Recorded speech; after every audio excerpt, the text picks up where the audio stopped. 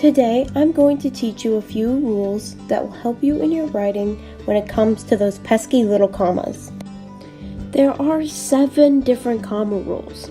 However, I'm only going to focus on the first 3. Sometimes commas can be difficult to master, but don't worry, the more you practice, the better you'll get at them. Try taking some notes along with this video.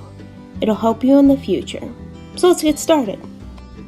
Lots of young writers and students have trouble with commas. I know I did. But don't worry, things will get easier.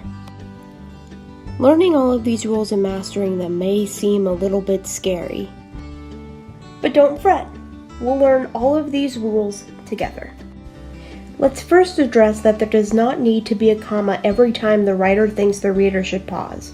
This results in muddled sentences. Let's take a look at this example. When Alexa was a child, she wanted to be an astronaut, or a doctor, or a banker. But when she graduated from high school, she decided that she would like to become an artist and live in a big, exciting, fun city. Oof, did you see how that sentence was muddy and awkward to read? But don't worry, we're going to fix these problems together. So let's jump right into our rules. Rule number 1. Use a comma between coordinating conjunctions linking 2 independent clauses together. Remember that independent clauses are sentences that can stand by themselves. Jessie got out the peanut butter. She made a sandwich. Remember, your coordinating conjunctions are also called your fanboys. For, and, nor, but, or, yet, so. See how the coordinating conjunction and makes these 2 sentences into one? Great, let's move on to rule number 2. Rule number 2, use commas to separate items in a series or list. Take a look at this example. Do you see how a comma comes after every item in the list? This is always how it should be when you're listing items in a piece of writing.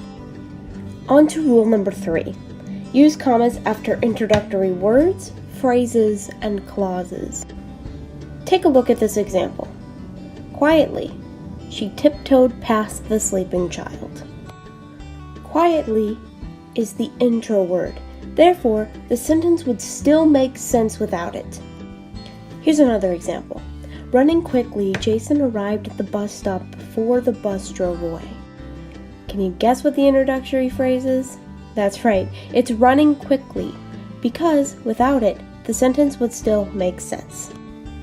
Here's a last example. After he finished his homework, Alex read The Great Gatsby. After he finished his homework is an example of an introductory clause. It isn't needed to make the rest of the sentence make sense. Now you know comma rules 1, 2, and 3. Go out there and make your writing great. Bye-bye.